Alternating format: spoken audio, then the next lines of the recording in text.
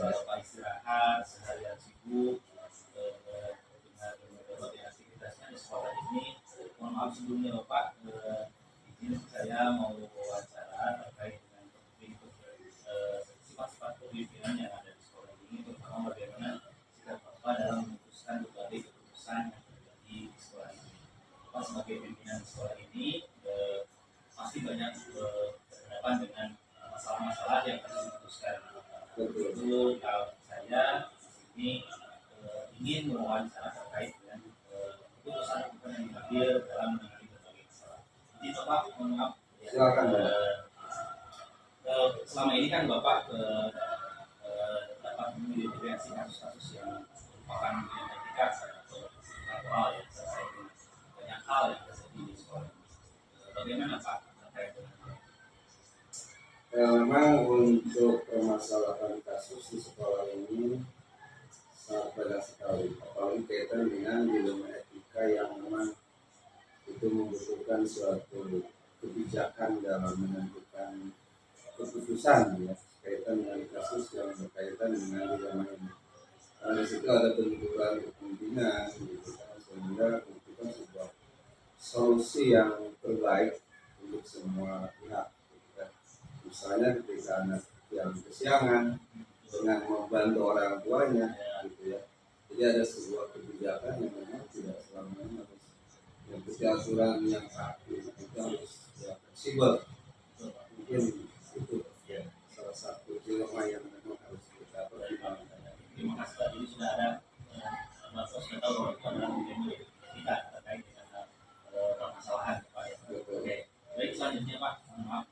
Masalah ini kan Bapak menjalankan pengambilan keputusan dari sekolah ini, terutama untuk kasus-kasus di mana ada kepemimpinan sama-sama benar atau sama-sama mengandung nilai kebajikan. Boleh Pak diceritakan misalnya terkait dengan hal untuk permasalahan yang memang terkait dengan benturan kepemimpinan, memang ini sering terjadi ya. Apalagi untuk memutuskan sebuah permasalahan yang sangat rumit ketika diputuskan oleh sendiri. Tentunya ini membutuhkan satu diskusi ya. Mungkin kami di sini mengumpulkan para pakar untuk mencari solusi terbaik. Ya. intinya diskusi apa ya? Ya, kita harus mencari solusi terbaik melalui berbagai sedikit ya obrolan-obrolan yang memang di dalamnya ada sebuah diskusi kecil yang memang bisa memberikan solusi ketika suatu hal yang sangat urgen itu harus diambil. Baik Pak, terima kasih. Jadi intinya adalah kolaborasi Pak ya. Kolaborasi dengan tim. Baik, terima kasih Pak. Berikutnya kan ada penyelesaian permasalahan itu pasti ada langkah-langkah atau prosedur Pak. Seperti apa? Yang pertama biasanya ya kita melakukan penyelesaian permasalahan tentunya yang pertama harus jelas dulu ya. Jadi kita harus tahu informasi mengenai permasalahan tersebut. Informasi apa ya? Iya. Kemudian mungkin saja di dalam permasalahan tersebut ada nilai-nilai yang memang bertentangan. Itu juga memang harus diidentifikasi. Kemudian ketika kita mengambil sebuah keputusan, tentunya ada pertimbangan yang lebih jauh yang harus kita pertimbangkan, itu dampak. Dampak dari keputusan ini apakah memberikan solusi atau menambah masalah. Kemudian juga yang penting sekali adalah mendiskusikan apa yang sudah kita putuskan dengan atau sebelum diputuskan itu dengan tim yang tadi sudah kita berkolaborasi itu. Kemudian juga dari hasil berbagai pertimbangan maka ada sebuah keputusan yang diambil yang sudah kita analisis ya. Dan kemudian kita buat rencana untuk melaksanakan apa yang sudah kita analisis tersebut ya di sebuah keputusan. Baik Pak, terima kasih Pak. Luar biasa Pak. Jadi saya sudah catat tadi apa Bapak. Saya tadi sudah catat yang pertama tentunya adalah memberikan informasi ya Pak. Betul. Pertama yang keduanya berarti mengidentifikasi nilai yang nilai apa yang bertentangan. Berikutnya yang saya catat adalah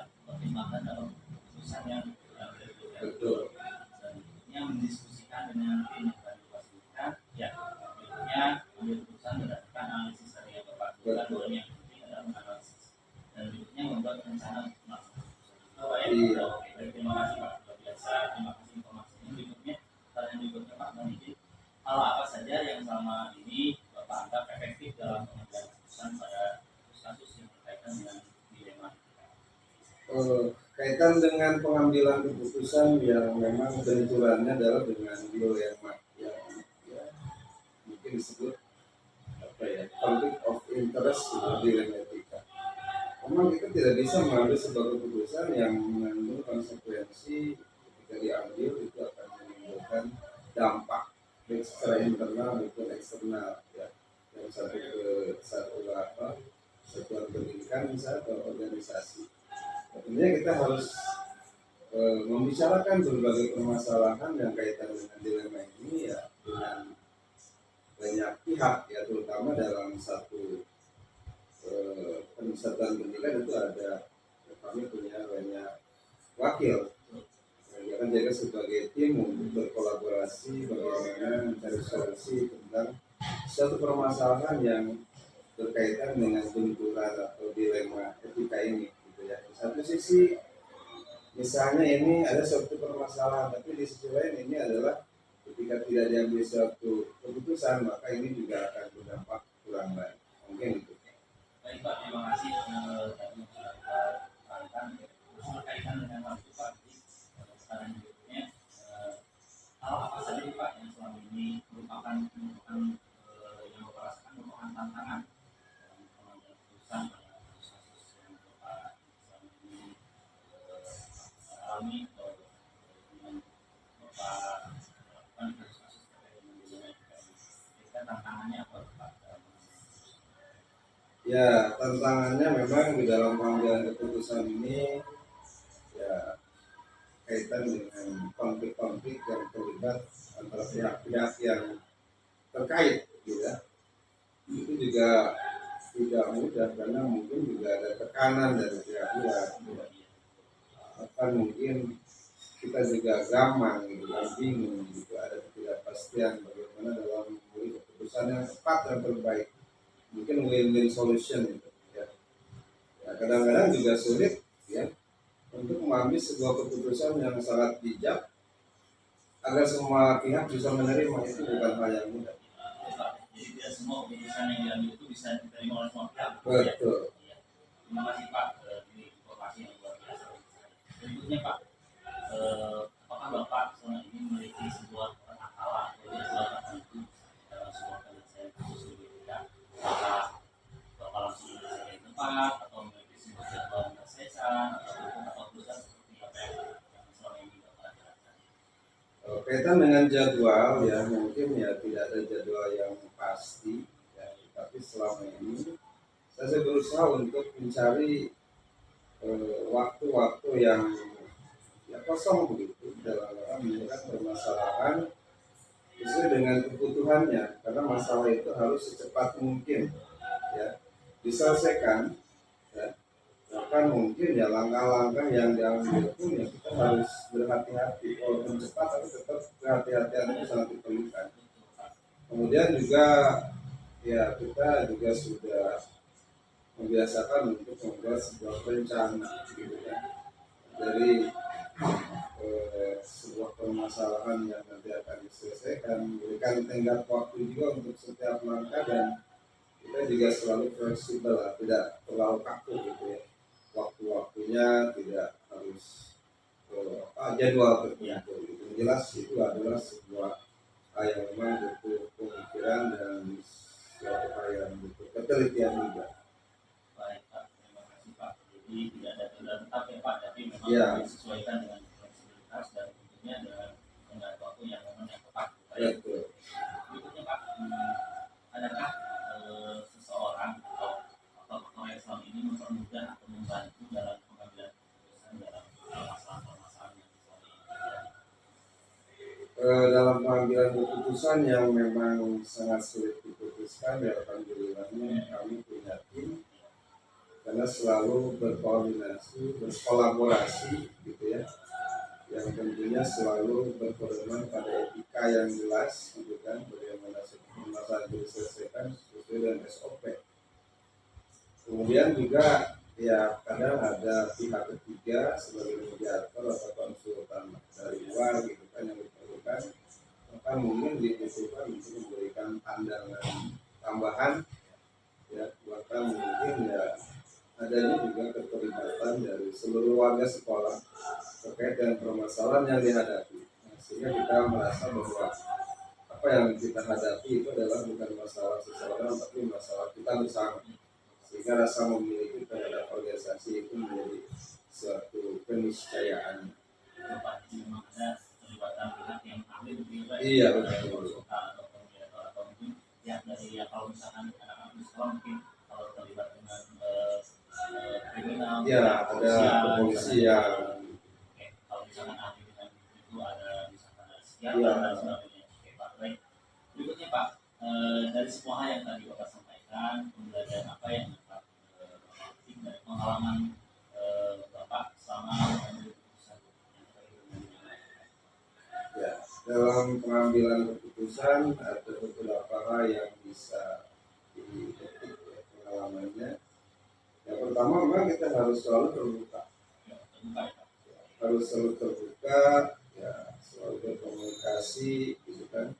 Dalam mengambil sebuah keputusan tentunya bukan hal yang bisa ditentukan oleh satu orang, tapi berdasarkan hasil musyawarah, hasil diskusi. Kemudian saya juga belajar bahwa sangat penting mempertimbangkan semua aspek dan dampak dari sebuah keputusan yang diambil. Ya. Dan jangan lupa bahwa aturan itu juga mungkin bisa ditegakkan dengan setegak-tegaknya, tapi jangan terlekaku juga, harus fleksibel. Ya. Sehingga apa yang kita ambil itu diputuskan sesuai dengan hal yang memang diperlukan, ya sehingga ya kita bisa mengambil sebuah keputusan itu dengan lebih bijak lagi, tidak terlalu kaku. Baik Bapak, terima kasih banyak, luar biasa banyak ilmu yang saya dapat dari wawancara ini terkait dengan kasus-kasus yang terkait dengan dilema etika. Jadi saya banyak belajar dengan Bapak tentang pengambilan keputusan, apakah yang harus dilakukan ketika mengambil keputusan, kemudian segala faktor-faktor apa yang harus dipikirkan. Ini pengalaman luar biasa bagi saya selaku calon guru penggerak ini mengambil ilmu dari Bapak sebagai pimpinan sekolah ini. Banyak hal yang saya dapatkan. Tentunya terima kasih banyak Bapak. Terima kasih atas waktunya. Mudah-mudahan apa yang selama ini Bapak jalankan, apa yang selama ini Bapak lakukan di sekolah ini dalam mengambil keputusan menjadi kebaikan untuk bersama. Amin. Saya doakan Bapak selalu sehat selalu. Terima kasih atas waktunya. Mohon maaf Pak izin. Ya. Saya mundur diri. Terima kasih banyak Pak. Ya, Mohon maaf waktunya. Terima kasih Pak. Assalamualaikum. Semoga sukses. Ya, terima kasih Pak. Selamat sore Ibu Pipit. Selamat sore Pak Asep. Mohon maaf mengganggu waktunya. Di sela-sela istirahat, harusnya istirahat, saya minta waktunya sebentar terkait dengan saya ada tugas wawancara terkait dengan saya mau mencari informasi ataupun misalkan belajar kepada Ibu selaku pimpinan satuan pendidikan terkait dengan pengambilan keputusan yang berkaitan dengan dilema etika. Siap. Saya dengarkan Ibu juga kepala sekolah yang sudah belajar di pendidikan guru penggerak biasa. Jadi mungkin ini cocok sekali untuk saya belajar kepada Ibu selaku yang sudah memimpin di satuan pendidikan dan sudah menjadi guru penggerak. Ini cocok sekali saya. Saya cocok sekali ini belajar kepada Ibu. Maka dari itu saya mengambil wawancara kepada Ibu. Ibu Pipit adalah salah satu kepala sekolah di SMPN 7 Cimas satu atap luar biasa ya. Oke baik Ibu, izin saya langsung wawancara aja kepada Ibu terkait dengan keputusan-keputusan yang diambil dalam terkait dengan dilema etika yang terjadi di satuan pendidikan yang dipimpin. Baik Ibu, izin ya saya mulai aja Ibu. Baik Ibu Pipit selaku kepala sekolah, selama ini bagaimana Ibu dapat mengidentifikasi kasus-kasus yang merupakan dilema etika atau rujukan moral? Ya, itu sering terjadi ya dalam saya memimpin dan di sekolah itu sering terjadi. Yang sering terjadi yang dilema etika. Iya betul.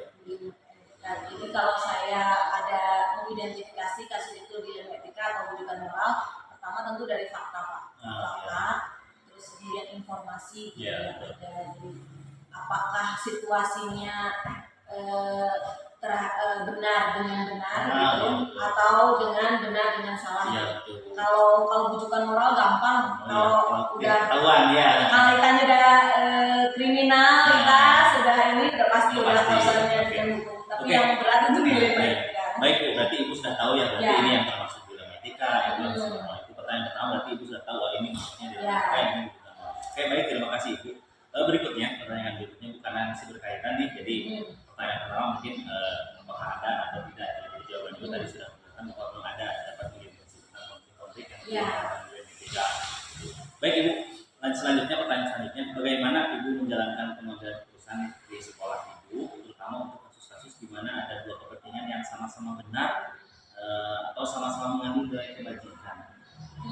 Tentunya pertama yang saya lakukan adalah saya mendengar informasi dulu. Iya. Jadi saya mengidentifikasi informasi dan faktanya, kemudian saya biasanya memanggil orang yang bersangkutan. Iya.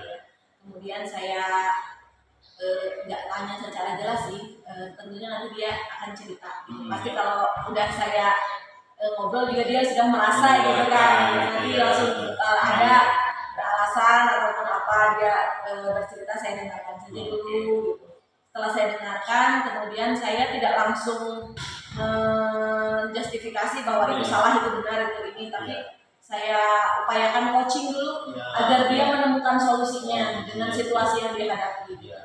Dan pada akhirnya saya memberi penguatan lah kepadanya gitu, bahwa keputusan yang saya ambil terhadap masalah ini harus terkait dengan kepentingan yang lebih besar, yang harus diambil oleh saya dalam memutuskan kasus dilema. Oke, baik Ibu, jadi Ibu sudah tahu ya sudah apa yang harus dilakukan terkait dengan apa yang tadi misalkan terkait dengan dilema etika. Baik Ibu, tadi kan Ibu sudah mengulas sedikit tentang terkait dengan pengambilan keputusan ya. Nah, berikutnya pertanyaan berikutnya lebih ke apa ya? Lebih ke langkah-langkah sih. Jadi langkah-langkah atau prosedur apa yang Ibu lakukan selama ini? Keputusan diambil. Langkah-langkahnya itu Pak, saya mah pertamanya ya tentunya identifikasi dulu gitu kan, identifikasi dulu. Kemudian yang kedua adalah mendengarkan gitu. Kemudian yang ketiga adalah coaching. Selanjutnya coaching, kalau dia belum menemukan masalah, baru ada kayak pemanggilan yang sifatnya atasan ke bawah gitu. Bukan konseling lah, bisa jadi instruksi atau apa gitu, pokoknya panggilan pengen tahu gitu yang jelas. Terus ketiga, dia harus bisa mendefinisikan bahwa kepentingan apa yang harus diambil lebih besar yang mana. Jadi saya nanti ambil keputusannya adalah keputusan yang saya lakukan sama dia gitu, bahwa keputusan yang saya ambil itu kepentingannya harus yang lebih besar. Misalkan kalau seringnya mah guru telat datang, gitu kan, masuk ke kelas gitu kan, nanti kan alasannya kan di sana tempatnya jauh kayak gitu kan. Jadi ini saya seringnya coaching. Selama ini masih coaching dulu, belum instruksional gitu, masih coaching dulu. Dia sudah menemukan. Luar biasa Ibu, ini pelajaran berharga buat saya. Ibu selaku pimpinan tadi sudah melakukan langkah-langkah atau prosedur yang Ibu lakukan terkait dengan apa yang selama ini Ibu hadapi di masalahnya, itu tentang identifikasi, kemudian mendengarkan, coaching, kemudian apa kepentingan mana yang harus diutamakan, ya itu yang harus ada komitmen lah dari orangnya gitu untuk membenahi gitu terhadap masalah yang dia hadapi. Baik, itu luar biasa. Ini informasi buat saya, terus pembelajaran buat saya. Terima kasih. Berikutnya Ibu, pertanyaan berikutnya, apa saja yang selama ini Ibu anggap efektif dalam keputusan pada kasus-kasus dilema etika? Keputusan apa ya? Apa langkah efektif gitu ya Bu? Selama ini yang kalau ada kasus dilema etika di sebuah institusi, tentu yang sangat efektif adalah karakter leadership dalam institusi. Dalam institusi tersebut, karakter saya sebagai pimpinan sebuah institusi bagaimana mengambil tindakan untuk agar masalah ini bisa ada menemukan solusi. Pertama itu karakter leadership. leadership, kedua juga tentunya ini nilai-nilai yang saya yakini gitu sebagai pimpinan gitu. Terus kemudian pengaruh juga teman-teman sekitar atau situasi terhadap masalah ini apa kan kadang ada Pak kalau ada masalah teman-teman di sekitarnya mungkin nambahin atau apa kan itu kan bisa menambah situasi yang tadinya simpel menjadi lebih rumit. Nah ini kan butuh ketegasan dari karakter leadership untuk cepat menangani situasi itu. Baik, saya garis bawahi tadi yang Ibu terkait dengan langkah efektif yaitu tadi karakter leadership itu yang Ibu itu kemudian ada nilai-nilai kebajikan. Nah itu nilai-nilainya yang harus diutamakan gitu. Oke, baik Ibu, saya catat. Terima kasih. Berikutnya Ibu, hal apa saja yang merupakan tantangan? Nah, biasanya ada tantangan nih dalam pengambilan keputusan pada kasus-kasus yang berkaitan dengan etika. Apa itu? Tantangan yang paling utama itu rasa belas kasih. Oke, rasa belas kasih. Jadi karena tahu situasinya ini benar.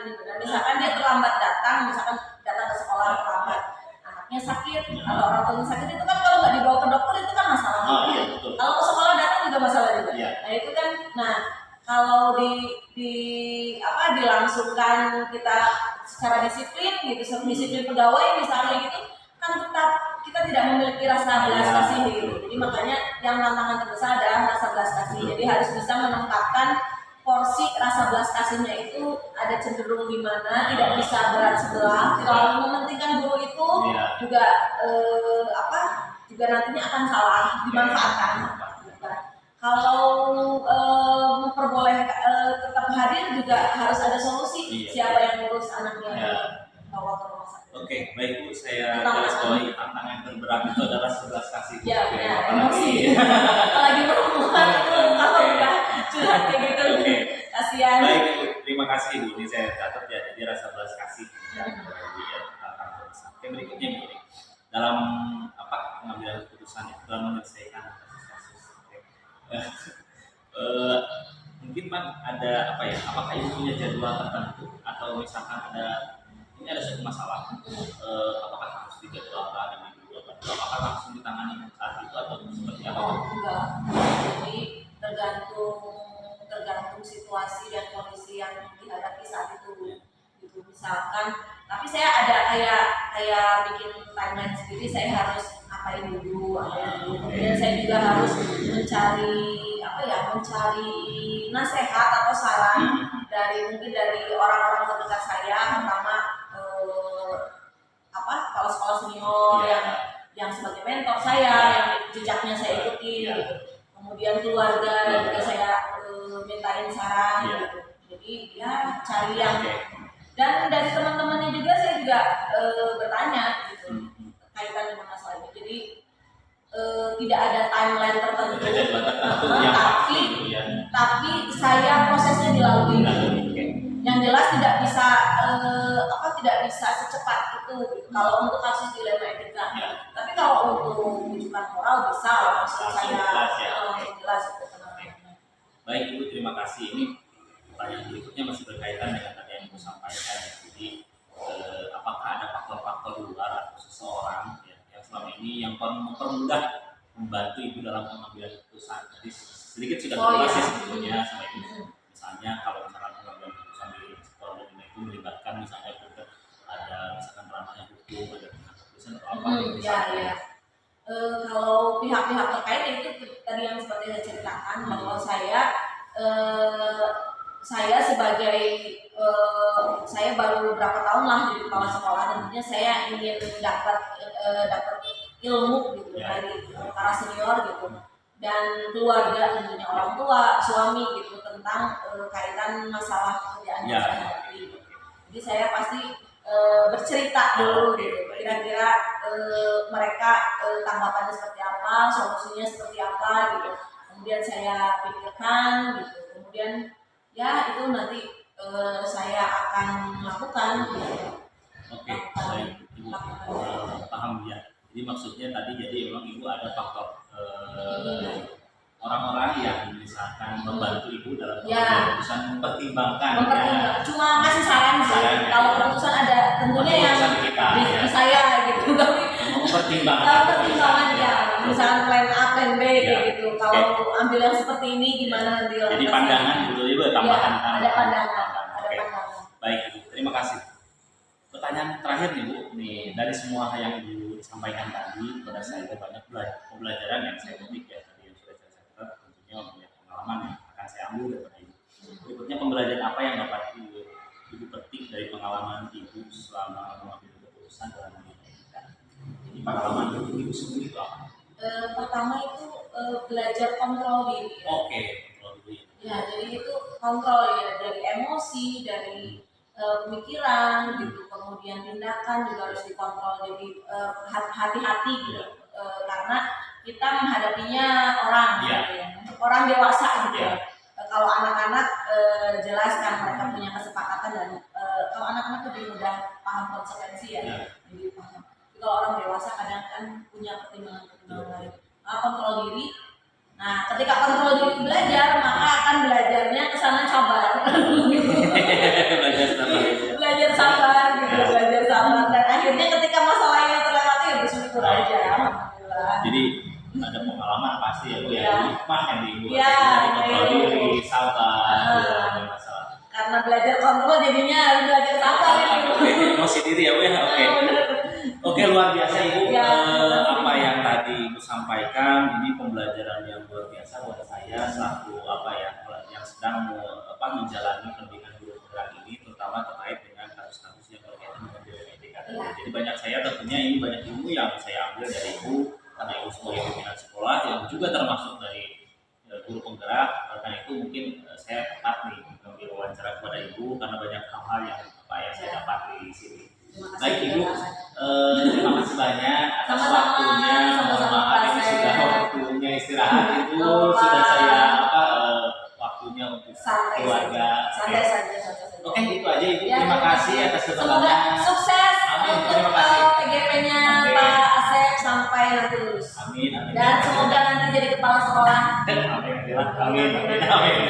Oke, sehat selalu ibu. Amin. Maksudnya semoga di ibu dalam karirnya selalu Amin. lancar, Amin. kemudian sukses ke depannya. Amin. Oke. Terima kasih banyak ibu. Ya, Mangga. sama-sama. Ya, assalamualaikum. Waalaikumsalam. Ya, oke ibu. Enggak. Bismillahirrahmanirrahim. Assalamualaikum warahmatullahi wabarakatuh. Saya Syed Nurjaman MPD dari SMA Negeri 1 Cicurug, CGP Angkatan 10 Kabupaten Sukabumi. Baik, saya tadi sudah wawancara dua kepala sekolah, yaitu Kepala SMA Negeri 1 Cicurug dan Kepala SMPN 7 Cimas 1 Atap. Oke, dari hasil wawancara tadi, alhamdulillah wawancara berjalan dengan lancar terkait dengan keputusan-keputusan yang terkait dengan dilema etika ataupun rujukan moral. Saya akan analisis hasil wawancara yang tadi sudah saya laksanakan dengan dua pimpinan kepala sekolah tersebut. Yang pertama tentunya dengan wawancara tadi, dua kepala sekolah ini sudah bisa menentukan apakah itu termasuk dilema etika ataupun rujukan moral. Terkait dengan hal itu, dua kepala sekolah ini dalam menentukan keputusan terkait dengan rujukan moral memang sudah sangat langsung bisa menentukan keputusan, karena rujukan moral itu sudah terkait dengan keputusan baik dan salah. Jadi tentunya sudah dapat langsung memutuskan tanpa membuat sebuah analisis ataupun apapun. Tapi terkait dengan dilema etika, mungkin ini yang jadi permasalahan. Terkait dengan permasalahan yang harus dihadapi, membuat keputusan-keputusan terkait dengan dilema etika, ya ini yang membutuhkan sebuah pemikiran, pertimbangan, dan langkah-langkah yang harus diterapkan. Terkait dengan itu, kepala sekolah sudah memandang pengambilan keputusan dalam kasus dilema etika ini sangat hati-hati ya, penuh pertimbangan dari yang tadi. Jadi adanya fokus keterlibatan tim yang tadi saya ketahui dari hasil wawancara tadi. Jadi memang keputusan-keputusan yang diambil oleh kepala sekolah ini banyak langkah-langkah yang terkait dengan kekompakan tim ataupun dengan kolaborasi. Jadi intinya banyak hal kolaborasi yang dilakukan terkait dengan pengambilan keputusan. Terkait dengan 4 paradigma, 3 prinsip dan 9 keputusan memang tidak secara eksplisit tersentuh hal tersebut. Namun demikian menurut saya terkait dengan hal itu, meskipun tidak secara eksplisit disebutkan bahwa mengandung 4 paradigma, 3 prinsip, dan 9 pengambilan langkah pengambilan keputusan. Tapi dari sisi itu saya melihat memang sudah terkait dengan hal itu, meskipun memang tidak secara gamblang disebutkan seperti itu. Jadi intinya dari hasil wawancara yang tadi saya sudah dapatkan banyak gambaran terkait dengan apa saja keputusan yang sudah diambil, kemudian juga apa kekurangan-kekurangan mungkin ada ya, karena memang bukan kekurangan ya, tapi memang setiap pengambilan keputusan itu bukan ada salah dan benar, tapi terkait dengan kepentingan yang diutamakan. Karena semua keputusan tadi yang sudah saya cermati, setiap keputusan itu tidak akan bisa memuaskan semua pihak. Jadi pasti ada semua pihak yang dirugikan, misalnya kalau dianggap merugikan. Tapi dengan hal itu, banyak keputusan itu adalah bagaimana nilai-nilai kebajikan yang berpihak kepada murid atau kepada siswa. Baik, terkait dengan itu rencana kedepannya dalam mengatasi dilema etika itu yang saya pelajari, analisis dari hasil wawancara tadi itu yaitu setiap pemimpin itu harus bisa meningkatkan kompetensi dalam meningkatkan prosedur pengambilan keputusan dengan menggunakan yang tadi yaitu 4 paradigma, 3 prinsip, dan 9 langkah pengujian. Selain itu juga melibatkan lebih banyak pihak ya dalam diskusi dan membuat sistem yang lebih jelas dalam menangani kasus-kasus. Jadi tidak kasus itu memang diselesaikan sesuai dengan job desk-nya jika di sekolah. Ada keterlibatan siswa, berarti ada guru BK-nya, ada siswaannya. Jadi setiap pengambilan keputusan itu memang melibatkan semua pihak yang terkait. Selanjutnya untuk mengukur efektivitas dapat menggunakan umpan balik dari tim tentunya ya. Jadi ada evaluasi keputusan. Jadi setiap keputusan itu memang ada ada evaluasi lagi terkait dengan dampak yang dihasilkan dari sebuah keputusan. Jadi keputusan tersebut memang setelah dikeputuskan ada evaluasi yang harus dilakukan oleh hasil kolaborasi itu, sehingga setiap pengambilan keputusan ada refleksinya. Itu yang saya tadi ketahui. Terkait dengan apa yang tadi saya hasil wawancara, mungkin yang akan saya terapkan ke depannya adalah dengan prinsip-prinsip pengambilan keputusan tentang dilema etika, terutama yaitu memastikan bahwa setiap keputusan dengan mempertimbangkan semua aspek dan melibatkan masukan dari berbagai pihak. Jadi tentunya saya akan mulai belajar dengan melibatkan di sekolah ini melibatkan murid, kemudian orang tua, kemudian komite sekolah, guru, semua warga sekolah yang berdampak dengan setiap keputusan yang diambil oleh satuan pendidikan. Dalam hal ini adalah pemimpin sekolah atau kepala sekolah ya. Jadi tentunya harus belajar dengan 4 paradigma, 3 prinsip, dan 9 langkah pengujian ini. Tentunya penerapan ini harus selalu kita gali, kemudian kita terapkan agar kompetensi ini senantiasa terbiasa dilakukan. Jadi mulai belajar dari sekarang, penerapan ini tentu akan dimulai dengan menjadi bagian proses rutin. Jadi setiap ada masalah atau ini terus harus kita rutinkan, kita biasakan menggunakan 4 paradigma, 3 prinsip, dan 9 langkah pengujian ya. Jadi itu saja dari saya terkait dengan analisis dari hasil wawancara. Mudah-mudahan dengan hasil analisis wawancara ini saya terutama bisa belajar bagaimana meningkatkan kompetensi tentang pengambilan keputusan dengan menggunakan 4 paradigma, 3 prinsip, dan 9 pengujian keputusan. Demikian pemaparan hasil wawancara saya, semoga bermanfaat. Akhir kata, saya Asep Nurjaman. Semoga dalam pendidikan guru penggerak ini kita dapat mengambil ilmunya terutama dalam modul 3.1 ini. Akhir kata, salam guru penggerak, tergerak, bergerak, menggerakkan. Assalamualaikum warahmatullahi wabarakatuh.